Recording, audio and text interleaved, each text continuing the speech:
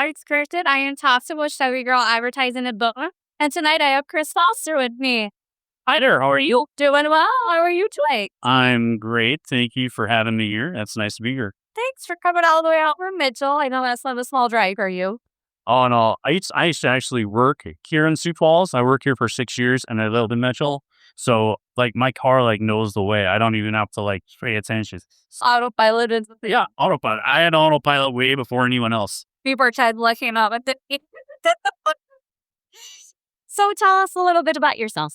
Well, I've been in music and singing since I was just a little kid. And, from when I really took off, getting really into it and interested in it, though, is, kind of in that middle school or high school era. And, that was, people along the way. And I've been doing music stuff for, probably 40 years now, kind of in a semi-professional state, I would say. Yeah. Well, I do also know you sing at Kendall's parents' wedding. Yes. So yeah, I'm fan. Yeah, I did. See that Kendall's dad, when Kendall's dad first met me, I was probably about yay tall. Oh God. Yeah. Because he worked in the same grocery store as my father. My father was a store manager and he was one of the assistant managers or department managers. So yeah, that's how we kind of got to know each other. That's awesome. Full circle on that. Yeah. That's awesome. Okay, so tell me a little bit of what you're what for us to do. Well, I hear that you have a bit that you're interested in a lot of songwriting and stuff like that. I haven't written an original song for a long time, and if I did try to perform one of those, if one of the guys that I did that would have found out, he would probably come plunk me on the head because he wants to forget that it ever happened. Oh, it's one of those things that we did when we were very, very young, and he's a music teacher now. Oh, so he always tries to hide it from his students. So no, but my youngest daughter, who happens to be named Tasha as well. oh, what's it? And she dug it up. She dug it up, and she started playing it once in band, and he immediately was like, "What are you doing? Where'd you get that?" That's funny. He thought all the copies were destroyed. That unfortunately my mom keeps stuff. I think all moms do. I have some sex bites in audio thing. So, but I'm sure. So, well, then why not would you wrote some original? So we'll do the flip on this because usually we talk about how and why, but we'll do the flip. Why aren't you writing your own originals? Well, I think, and there was a time where I definitely enjoyed doing that, and then over the years, I guess it just kind of got away from me. Not so much that I don't ever think of anything, but just that when I start to get something in my head, it just never makes it to paper, or it never makes it to a recording, much to my chagrin. But if I had the right opportunity, the right people around me, I'd probably be good at interview, really. Well, then I think you should come out to a round table. Is that part of the bigger camper? Yeah, I was actually looking at that going, maybe I should have selected one of those. Yeah, I know. You don't have to select. You just show up. That's the great part about the round table. Connie comes out we do it every Thursday at the end of the month. And it just Connie, Lee West, Tivers, Manel, Jace. You guys just do whatever. It's kind of like an open mic. But cool. It's just everybody doing something together. Yes. Let's try it out. But we'll get back to where is your music. So go ahead. What do you want to do first? Okay. Well, when I kind of told you, my main music influences, in the last probably decade, we should say, Zach Brown, Aaron Lewis, that kind of stuff. So maybe I'll start off with a Zach Brown song, and we'll go from there. We're starting. All right, cool. Do we need some more napkins extra plates? Don't be bit.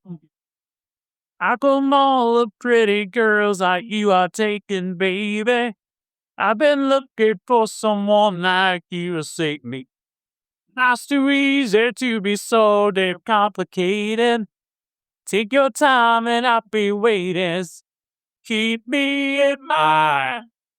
Somewhere down the road you might get lonely. Keep me in mind. And praising me that you will love me only. Think about the someday. And the way I will lay wasting day after day review. Let's go our separate ways and no one me get ready. Keep me in mind. Somewhere down the road you might get lonely. Keep me in mind. Pray someday that you will love me only. Well, world can be real tough. Find shelter in me. If there's no one else to love, keep me in mind. Wherever you wanted me, I'll be your babe. I'd be a fool to let you go with someone else. Whatever you want from me, I'll be your babe. And give it all the just to before said. Keep me in eyes. So if down the road you might get lonely, keep me in mind. And I pray someday that you will love me only. When the world get be real tough, won't you hold on to me? If there's no one left to love, keep me in mind. Keep me in. I'll hold you, darling. I'll be your baby. I'll hold you, darling. Don't be long. So, I'm not a big Zach Brown fan, so the really good melodies. But that is one of those songs I do like by them. Oh, cool. Well, I kicked that one, and awesome. So kudos to you on that one. Well, thanks. Yeah. It's totally not fun or totally unscripted, right? Yep, unscripted. Sorry. See. So what do you got next for me? Well, I guess if we want to chat for a little more, I can tell you about something that I really getting into lately. Well, Kimball might have told you too. She's a show choir alum, Mitchell show choir alum. I'm a Mitchell show choir alum. She probably never talks about it at all. Never, not. I know that she's got her show choir fairly tonight. So totally rocking that. So kudos to you. My youngest daughter again, Tasha. She's in it right now. My youngest son, Christian, will be in it. He's a 7th grader right now, so he's in the middle school one. He'll be in it when he gets to high school. And my oldest daughter, Olivia, she was in it too. So so it's kind of a family tradition, right? Yep. And so I, as a show choir dad, I have spent a lot of time around the kids, and they're really super kids. They really are. You take a look at there's about 80 kids in the group when you add in the tech people and the band. Yeah. Oh, and the performers, it's about 80. What? And then when you look at the average senior class in Mitchell is around 250, around 250. And then I go to the National Honor Society thing, the awards, and about half the kids that come up there are show choir kids. So it's a really good, smart group of kids, and they work their butts off. Yeah. And so they really be around them and hanging out with others. I usually take care of their meals. So I like to make sure that they got good food to eat. They're not, going to McDonald's and things like that. If I can provide them, some home cooked food and stuff, I will do it. And so like I said, I really have been involved a lot in that. And so that really, as I watch the kids perform, and as I go around the country with them, and I watch other kids from other schools perform and stuff, I cannot help myself but kind of start looking at them from wow, that kid's really talented, or that kid, she would just maybe change a little something about what she's doing, and maybe that she could go to the next level, or he could go to the next level. And And so I've been thinking about it for a few years now, and I decided to start doing some classes. So, classes really on just like vocalization and on on how to present yourself on stage, kind of the mindset of being on stage, and and then the science of singing too, really what's happening in here and down here, when you're singing, what's happening physically, because I think from my own personal experience, I know, I'll start off I'll preface this by saying I'm a terrible golfer, but I'm a little less terrible now because I kind of started studying the science of why you want to hit the ball in a certain way, or why you want to think about hitting the ball in a certain way. Well, I think so many of us just kind of, and singers are, this happens to us because we can be lazy, but you just kind of roll out of bed and start singing. You don't really think well, you might go, oh, geez, my voice is a little bit rough today. Well, why is that? What'd you drink last night? What'd you drink this morning? How did you warm up? Did you take time to stretch? Did you take time to, try to make sure that everything is working in there before you started trying to use it to the, like you want to? Yeah. And so, yeah, I just want to try to give them a mindset of, really thinking about that, because if they start taking care of their voice early on, then not only will it help them get better, but it'll help them maintain that for many, many years to come. Oh, yeah. Yeah. So right now I have a website that I just launched it, but it doesn't really have a full lot of content yet. The content is still being adult, but it's called Sonic Ascent Labs.com. Okay. So Sonic, meaning voice, Ascent, meaning we're going up. Yeah. And then the labs, meaning we're kind of behind the scenes working with working with everything, trying to make people better singers. And so, yeah, I've got a program written for 12, 15-year-olds. I've got a program written for 16 to 18-year-olds. But the 16 to 80-year-old program you could probably just say 16 and up. Yeah. But yeah, I've got this, and so those programs are gonna hopefully launch this summer. And I'm gonna be doing those locally in Eventual first, and then hopefully other places too. Yeah, I'd say it's something that's definitely needed. I know that we consider doing a mentorship for younger kids. Because we have great music unity where Connie, I pairing her up with somebody you could use a younger generation to be able to help them out into going into the society, to say, hey, this is what works, this is what's not working. Hey, do it differently, or I've had success in this where this I'd not. And being able to help just guide them a little bit easier. So that's awesome that you're doing that. Yeah. It's, I spent so much of my life so far. You asked me, why did I stop writing songs? I've been distracted. I've been distracted by work, and now I'm kind of liberated from that. The job I'm doing now, I actually have several jobs, but the jobs I'm doing now, I can kind of set my own schedule.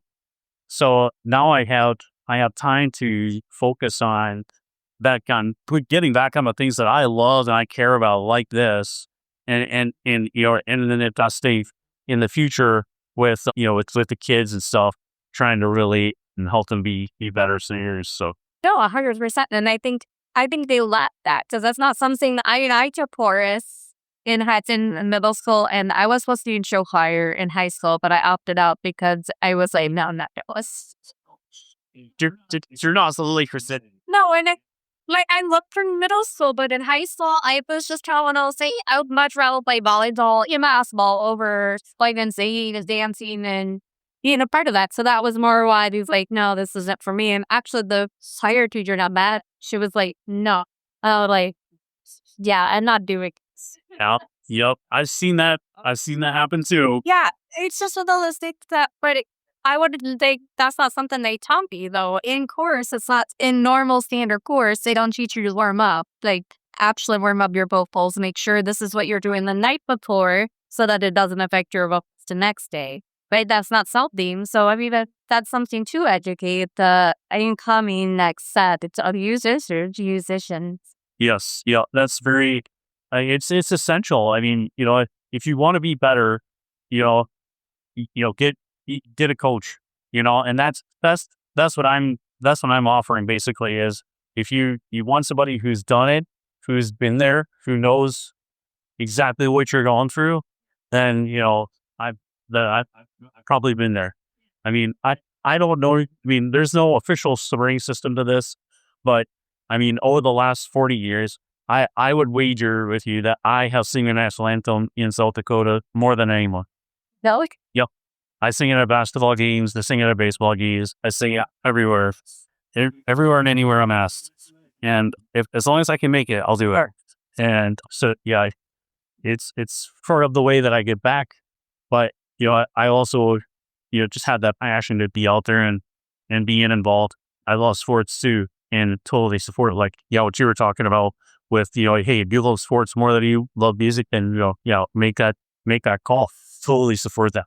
But yeah, I just love to do this, and this is just kind of overdue. I was super happy to have a chance to be here tonight.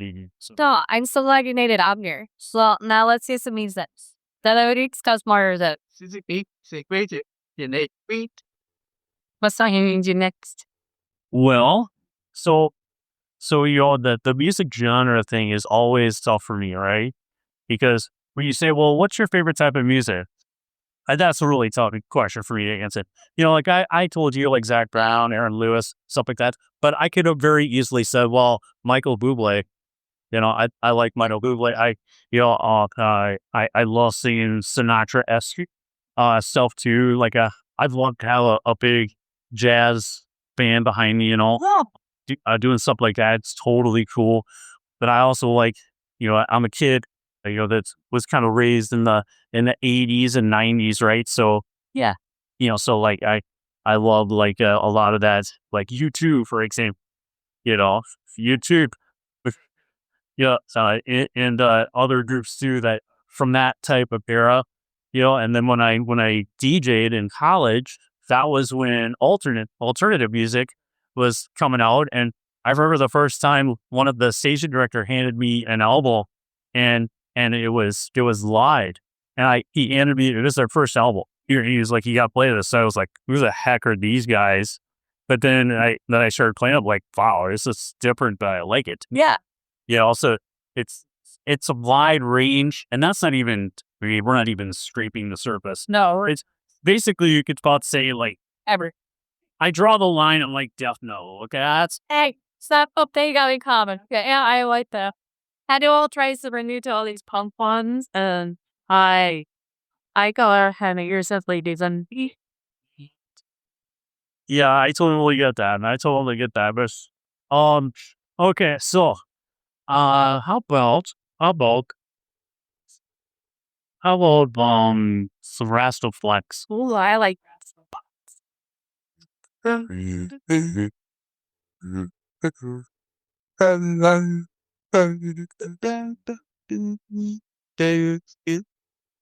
I sit out on payroll bay many years ago, hoping I would find true love along broken road.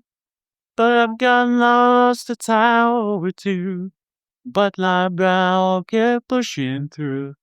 Couldn't see how every sun pointed straight to you. Every long lost street led me to where you are. Others who broke my heart, they were lined up their stars, pointing me on my way into your loving arms. This much I know is true, that God bless the broken road and led me straight to you. Yes, I did. You did. Stand up, good,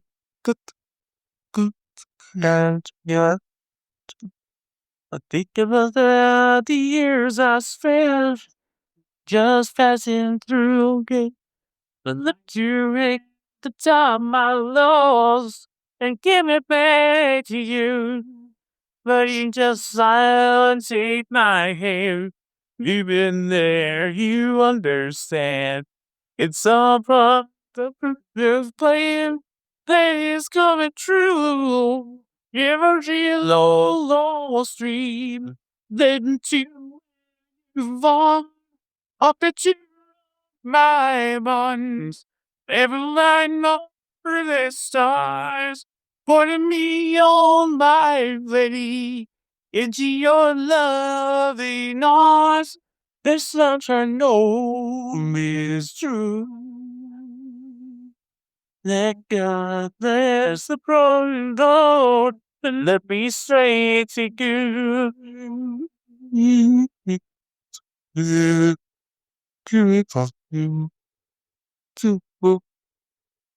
I'm lost to you. So it's me, into my love reverse. This much I know is true. That God bless the broken road, but let me straight to you. That God bless the broken road, let me straight to you. Get me in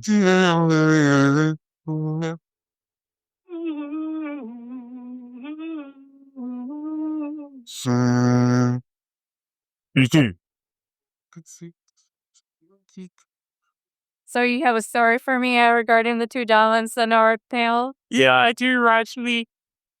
So, one of the things that I probably taken for granted my entire life is friends, you know? And when I moved to Mitchell from Minnesota, I was 8 years old. And keep it third grade. Third grade is the first grade I was in. And those two guys right there were in my class. Oh, awesome. And we went through elementary school together, through middle school or junior high at the time. High school, we went to college together. We were college roommates together. And and now we still get together at least once a year. But I've always appreciated having the support of those guys. In fact, in whatever I'm doing. So, and it's always fun to be around them. And when they both live here in town, so when they found out I was going to be here, they were like, they made it. So I'm really happy that they did. So thanks. Well, thanks for coming out, guys. It's appreciated. Yeah. Also, a couple of guys sitting here at this table, I used to work with as well. I worked with for 17 years, 15, 17 years. You guys got there a little bit later than I did, didn't you? Seemed longer. Yeah, it does seem longer. But yeah, so they came over from Mitchell to hang out with us tonight too. So Well, thanks for taking the drive all the way under, guys. That's awesome. I'd say you definitely brought a crowd with you. We appreciate that. well, yeah. I'll try to do better next time, even see if we can reach some more people. And no, that'd be great. On today's Spread the Word. We're here every Thursday. Thanks for listening to part 1 of Chris Foster. Part 2 will be released next week, so stay tuned and stay unscripted.